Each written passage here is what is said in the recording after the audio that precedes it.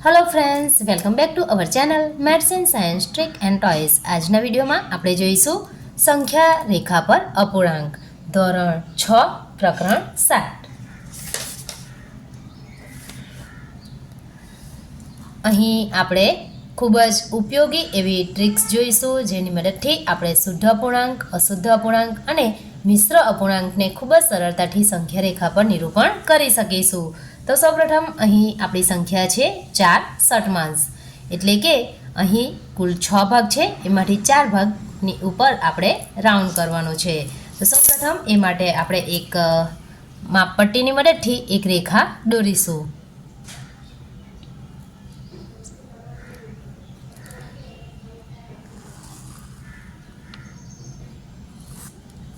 त्यारबाद तेना बंने तरफ आपणे एरोनी निशानी आपीशुं। अहीं शून्य लखीशुं। त्यारबाद आपणे अहीं एकम अंतर दर्शावीशुं, एटले के दरेक बे बिंदुओ वच्चेनुं अंतर सरखुं होवुं जोईए। तो आपणे 1 सेंटीमीटरना अंतर पर आ प्रकारे आपणे डॉट बनावीशुं। अहीं आपणे कोईपण अहीं अपूर्णांक आप्यो होय, आपणे टोटल 10 डॉट बनाववाना छे। हवे अहीं आपणे जोई सकीए छे छेदमां 6 छे, माटे शरूआत करीशुं 0 પછી 1 છેદમાં 6 લખીશું। ત્યારબાદ 2 છેદમાં 6, 3 છેદમાં 6, 4 છેદમાં 6, 5 છેદમાં 6, 6 છેદમાં 6, 7 છેદમાં 6, 8 છેદમાં 6, 9 છેદમાં 6, 10 છેદમાં 6, 11 છેદમાં 6। આપણે આ રીતે પણ વાંચી શકીએ 1 શતમાંશ, 2 શતમાંશ, 3 શતમાંશ, 4 શતમાંશ, 5 શતમાંશ, 6 શતમાંશ, 7 શતમાંશ, 8 શતમાંશ, 9 શતમાંશ, 10 શતમાંશ અને 11 શતમાંશ। હવે આપણો જે અપૂર્ણાંક છે એ છે 4 શતમાંશ, માટે અહીં આપણે ગોળ રાઉન્ડ કરીશું। તો આ જે આપણી અપૂર્ણાંક આપ્યો છે એ અપૂર્ણાંક શુદ્ધ અપૂર્ણાંક છે, કારણ કે અહીં આપણે જોઈ શકીએ છીએ કે અહીં અંશ નાનો છે અને છેદ મોટો છે। તો આ પ્રકારે શુદ્ધ અપૂર્ણાંકને આપણે સંખ્યા રેખા પર નિરૂપણ કરી શકીએ છીએ। હવે આપણે બીજો એક અપૂર્ણાંક લઈશું, જે લઈશું આપણે અશુદ્ધ અપૂર્ણાંક। અહીં છે 5 ચતુર્થાંશ। તો સૌપ્રથમ દરેક કોઈ પણ આપણને અપૂર્ણાંક હોય, શુદ્ધ અપૂર્ણાંક હોય, અશુદ્ધ અપૂર્ણાંક હોય કે મિશ્ર અપૂર્ણાંક હોય, સૌપ્રથમ આપણે એની શરૂઆત રેખાથી કરીશું। એટલે સૌપ્રથમ આપણે અહીં રેખા દોરીશું। ત્યારબાદ કોઈ પણ આગળની તરફ આપણે શૂન્ય લખીશું। ત્યારબાદ એકમ અંતર પર આપણે ડોટ કરીશું। અહીં આપણે માપ 1 સેન્ટીમીટર જ લઈશું।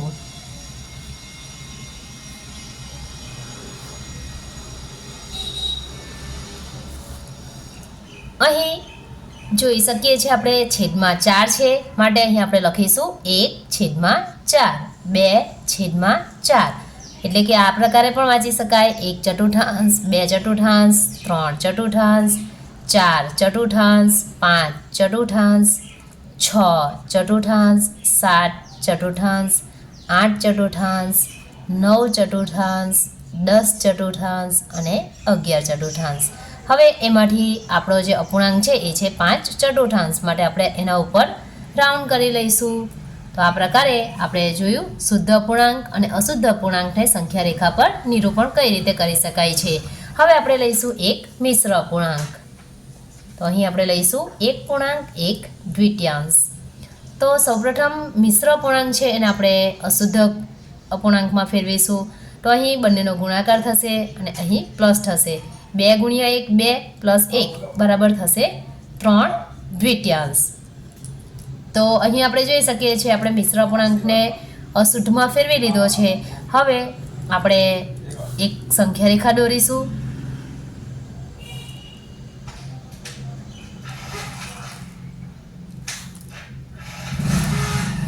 આ સંખ્યા રેખા પર કોઈ પણ એક જગ્યા પર 0 દર્શાવીશું।